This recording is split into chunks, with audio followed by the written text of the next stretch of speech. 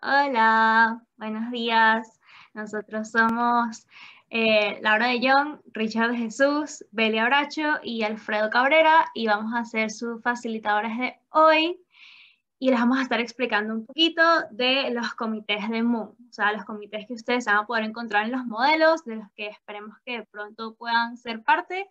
Y bueno, nada, comencemos primero recordando rapidito qué es la ONU, porque antes de entrar en los comités hay que saber más o menos lo que estamos participando. Y bueno, la ONU es la organización internacional, está conformada por 192 países y su función es básicamente crear un espacio de discusión para que estos países puedan tratar tanto los problemas que existan entre ellos o en el mundo en general. Y bueno, sus principales preocupaciones son la seguridad internacional, la cooperación para la resolución de estos conflictos y básicamente crear un centro de armonía para estas situaciones.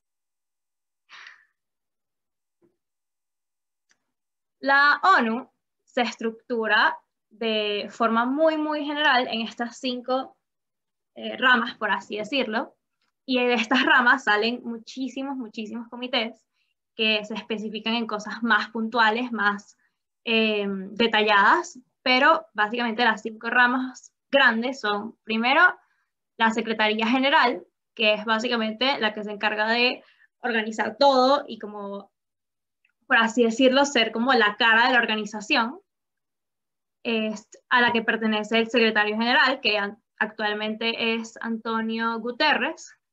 Luego tenemos la Asamblea General, que es quizá el que escuchamos más en la vida diaria, por así decirlo, y participan todos los miembros de la ONU y se discuten temas que de alguna u otra forma competen a todos esos países miembros, ¿sí?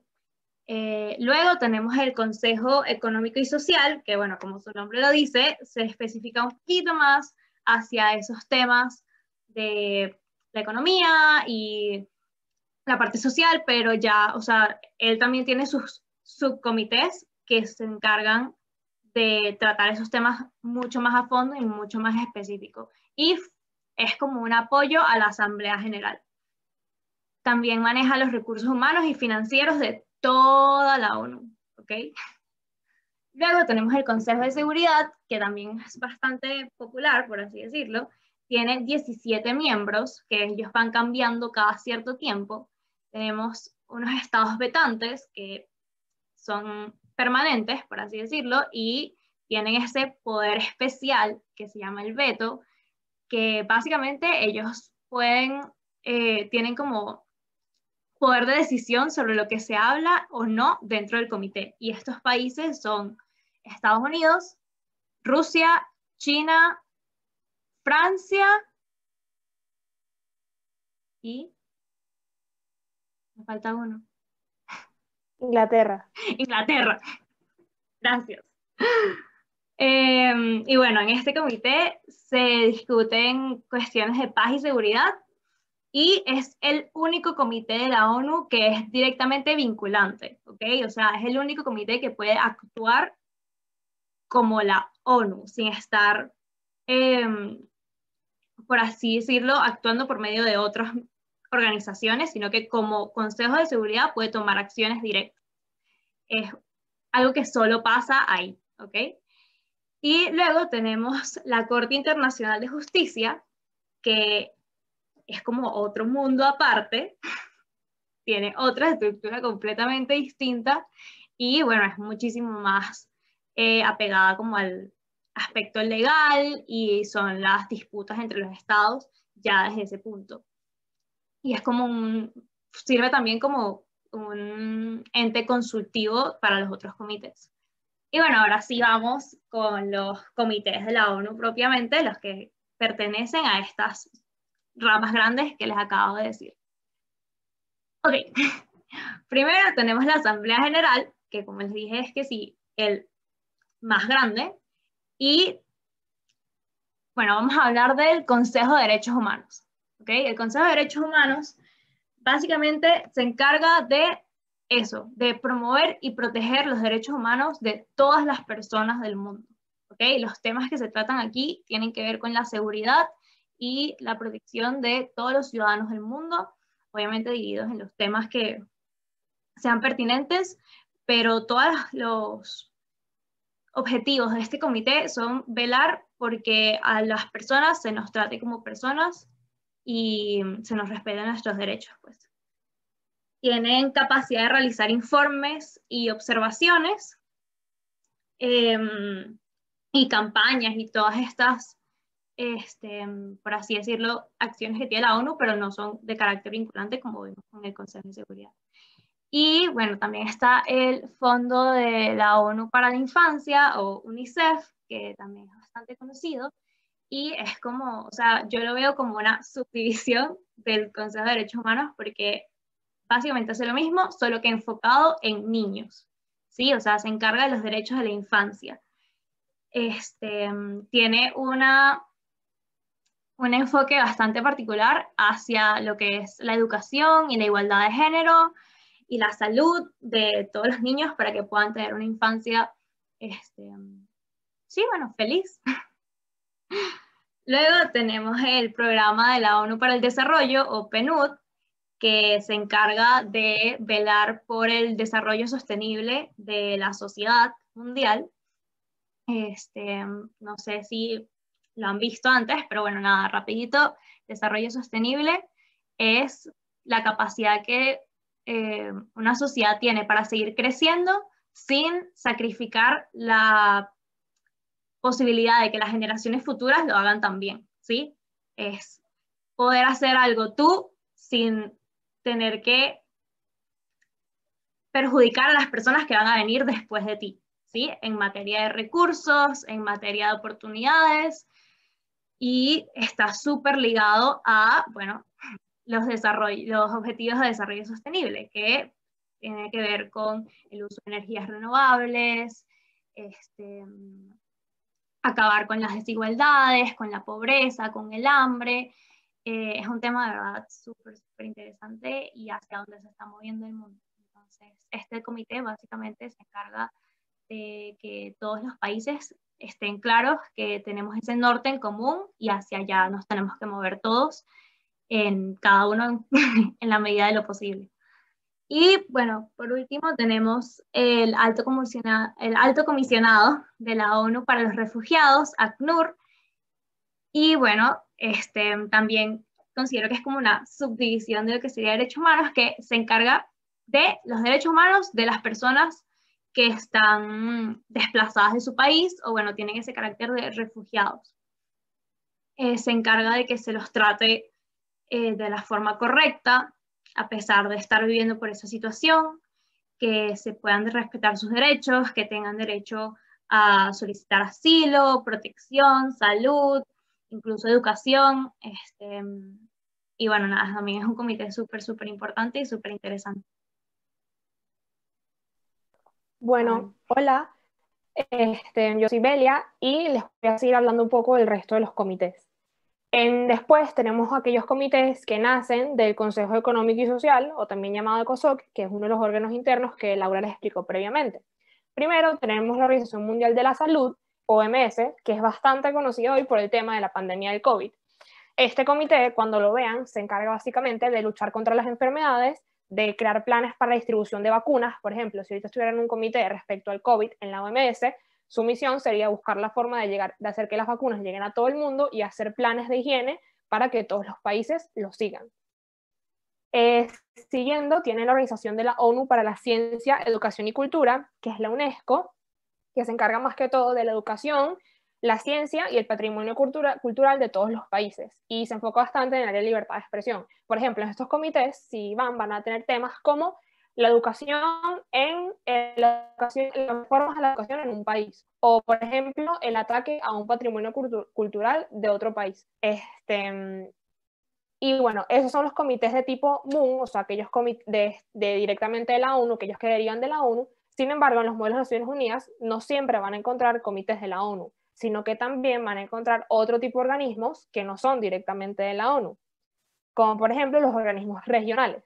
que son aquellos organismos que se dividen en continentes o zonas de países que tienen intereses en común y se integran para solucionar problemas que tienen en común dichos países. Por ejemplo, la Unión Europea, que es la unión de los países del continente europeo, que ellos, por ejemplo, se encargan de, una de sus funciones principales es regular el tema de la moneda, que generalmente tienen una moneda común o un tipo de cambio muy sencillo.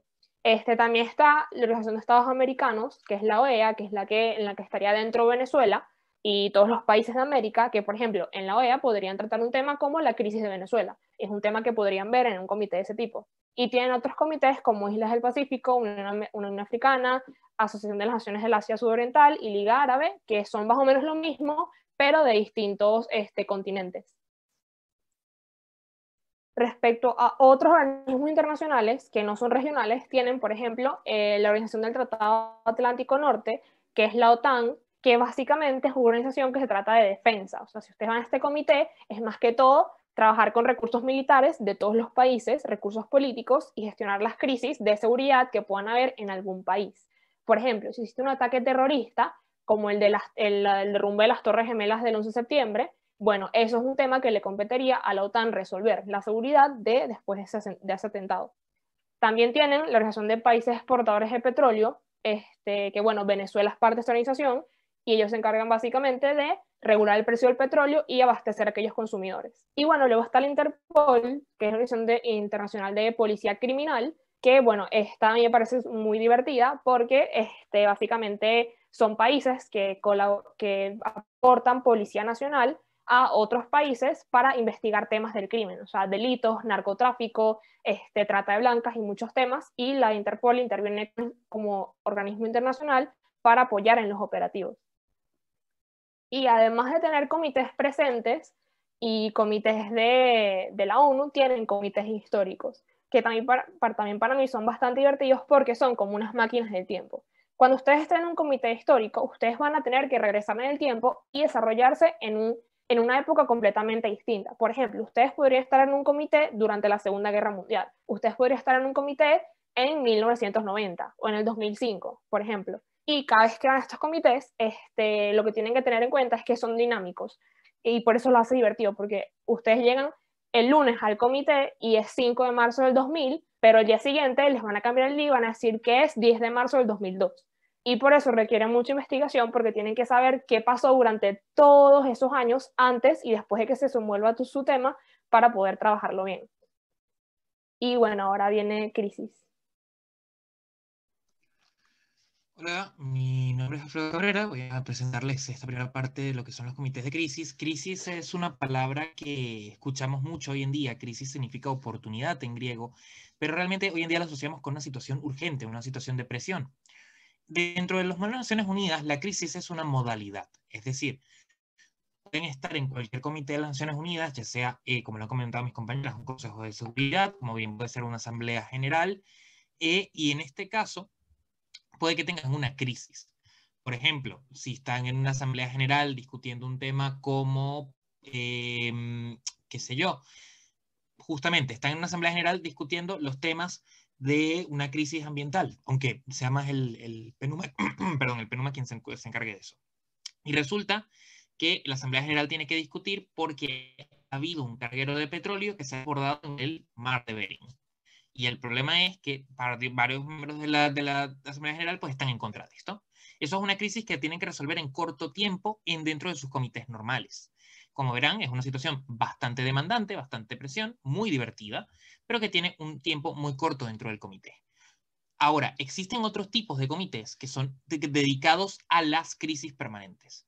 En este tipo de comités se desarrollan en lo que llamamos caucus moderado continuo o permanente, que en este caso quiere decir que no tienen que anotarse en una lista para hablar, sino que van hablando directamente según les van dando el derecho de palabra. No van a representar a personajes, a países, a personajes, como lo pueden ver en esa lámina, está William Wallace de la película Corazón Valiente. Imagínense que en un comité de crisis ustedes pueden ser Escocia contra Inglaterra en el siglo XII y uno de ustedes es William Wallace y el otro puede ser el rey Eduardo II o el príncipe Eduardo II y tienen que jugar con esos personajes. Si, como lo dijo mi compañera, en las crisis y los comités históricos son máquinas del tiempo, las crisis son no solo máquinas del tiempo, sino que también son máquinas de personajes. Van a ustedes convertirse en actores. porque van a aparecer a representar a personajes históricos e incluso ficticios. Las crisis normalmente tienen dos tipos de objetivos. Aquí se manejan como cámara alta y cámara baja. Los objetivos quieren decir cosas que ustedes quieren lograr tanto para ustedes mismos como para que su cámara funcione. Por ejemplo, si están en una cámara de Segunda Guerra Mundial y tienen por un lado a los aliados y por el otro lado a los nazis, pues los objetivos que ayudan a la cámara son los que ayudan a su bando a ganar, y los objetivos de la cámara baja son aquellos que los ayudan a ustedes a desenvolverse mejor dentro del comité. Entonces, dentro de una cámara baja, por ejemplo, uno busca su propio beneficio, formula estrategias en contra de los demás o incluso con los demás, pero digamos de manera secreta, de manera un poco oculta del resto del comité. Y se realizan las directivas privadas. Una directiva, en este caso, a diferencia de los comités de la ONU en los cuales ustedes realizan resoluciones, las directivas o comunicados son acciones personales, son acciones directas. Muevan tropas a tal punto, realicen tal solución. Y tenemos la cámara alta, que es como la parte visible de su discurso, donde están hablando a la cámara, buscan el beneficio de todo su comité, aportan soluciones a los problemas que está manejando el comité y realizan comunicados en conjunto con el resto de sus compañeros. Ahí lo pueden ver en la lámina de arriba. Tienen dos ejemplos muy buenos. Por ejemplo, tienen a Simba, príncipe del Rey León, que buscaba siempre actuar en favor del reino, en favor del reino animal, desde la roca del rey. Pero tienen al otro lado a su tío Scar, que era un usurpador y que buscaba actuar en su propio beneficio, después de haber justamente conspirado para acabar con Mufasa. Y ahí tienen un buen ejemplo de lo que es una cámara alta y una cámara baja. ¿Qué tienen que investigar en una crisis? ¿Qué tienen que saber para desenvolverse bien en una crisis? Tienen una situación dada, y esa situación dada tienen que saber qué pasó en la vida real. Si ustedes tienen una crisis como los atentados del 11 de septiembre, tienen que saber qué pasó realmente el 11 de septiembre. Tienen que investigar quiénes son ustedes, qué recursos tienen, qué posibilidades tienen, cuál es su posición frente a determinado atentado, por ejemplo, o determinada situación. Les tienen que averiguar contra quién están jugando o con quién están jugando. Es decir, ¿quiénes más están en el comité? Bueno, resulta que en la crisis del 11 de septiembre hay un representante de la CIA. Bueno, ya saben que tienen que tener cuidado con un representante de la CIA. Tienen que buscar el contexto histórico en el que sucede, qué estaba pasando en ese país en ese momento, y buscar una solución que sea lo más innovadora posible para que ustedes puedan destacar como parte importante de su comité.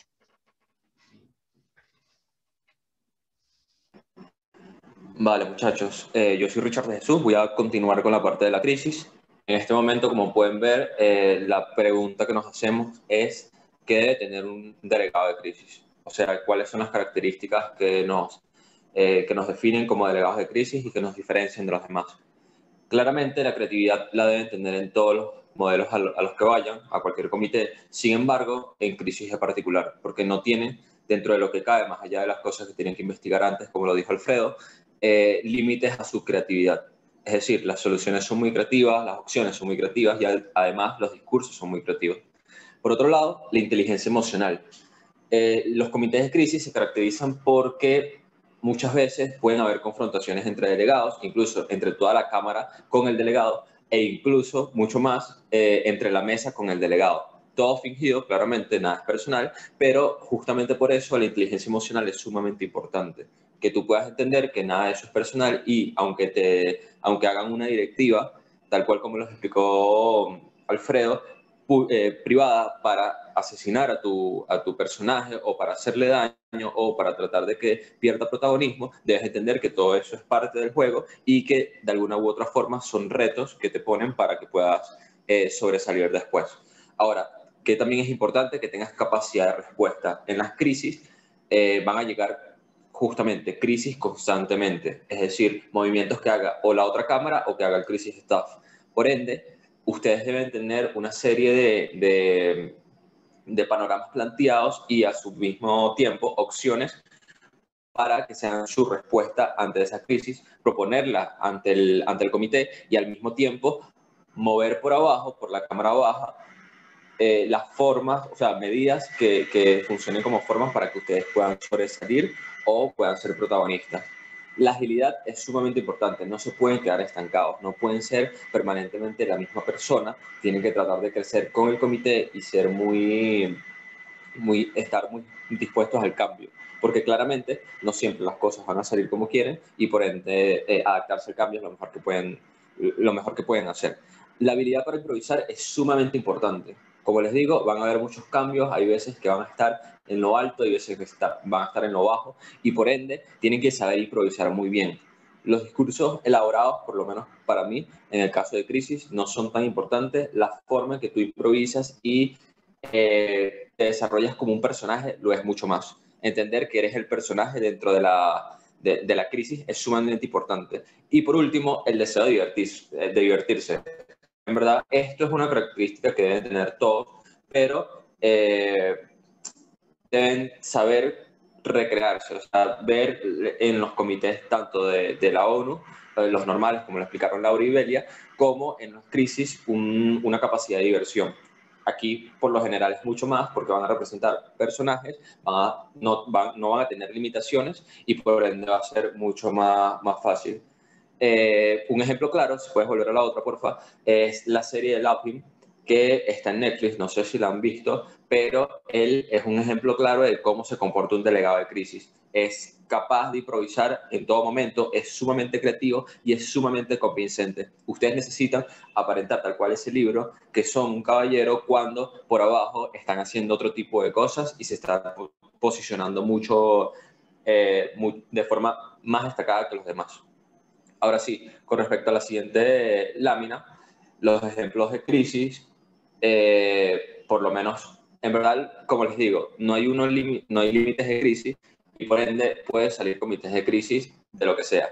Sin embargo, yo detecté 3 categorías que son las que he visto hasta ahora, que es básicamente los históricos, que bueno, son crisis tal cual como, no sé, la Segunda Guerra Mundial, donde no van a estar en un tiempo presente, sino que van a, no sé, van a estar interactuando en otra época. Por lo menos yo he ido a comités de Cartago versus Roma y eso fue hace mucho tiempo y por ende tienes que adaptarte al contexto de ese momento. Pueden ser los futuristas.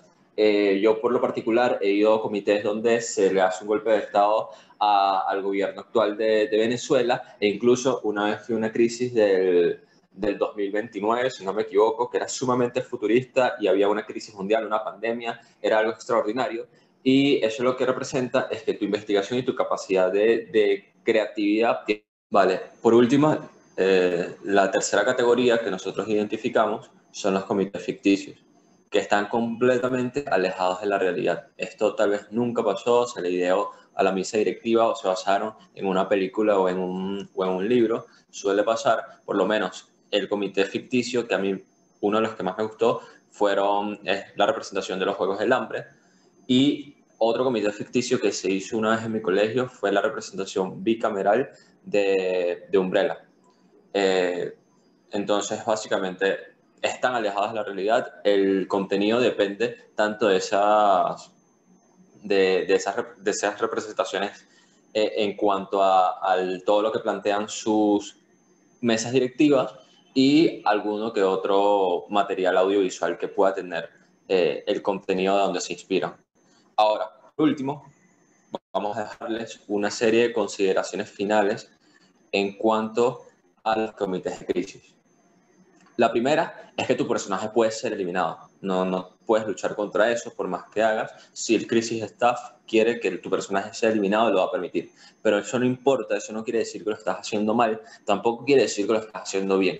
Solamente quiere decir que te están tomando en cuenta para algo y tú debes saber responder ante esa situación. Por ende, debes seguir. No tienes más nada que hacer, solamente seguir y dar el todo por el todo, así tengas que representar a otro personaje. La segunda es que mantengas la calma. De verdad, las cosas, sobre todo en crisis, no van a salir como quieres porque es sumamente cambiante. Y esto es fundamental. Mientras más inteligencia emocional tengas, mucho mejor. La tercera consideración es que aproveches los recursos al máximo, siempre que puedas, sobre todo los de la cámara y los tuyos también. Porque evidentemente los recursos son la base de lo que tú puedes hacer. Y por ende te lleva a la otra consideración y es entender que los recursos de una cámara o los tuyos no son ilimitados, sino que tienen límites a veces muy realistas y por ende debes tratar de ampliar por todos los medios tus recursos, así sea por abajo estableciendo algún tipo de negocio comercial o por arriba tratando de, no sé, buscar alianzas con otros países. Una de las últimas consideraciones es que seas el personaje, métete en el papel.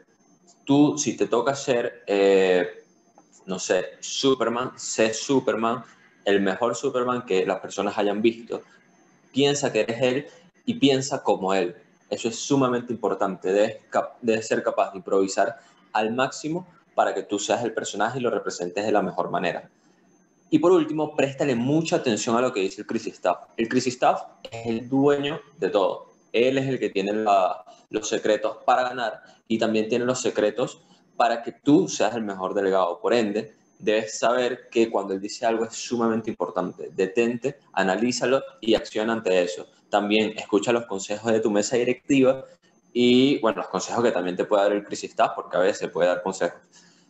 Bueno, eso lleva a lo último, ya pasando el lado de crisis, y es que vayas al comité que vayas, recuerdas que no estás solo. Tus faculties siempre estarán para ti. No solamente nosotros que estamos haciendo esta presentación, sino cada uno de los faculties que tienes en embajadores comunitarios van a estar siempre para ti. Tengas alguna duda sobre el contenido o tengas algún inconveniente o todo lo que te pase dentro del comité, puedes consultárnoslos a nosotros y siempre estaremos para ti.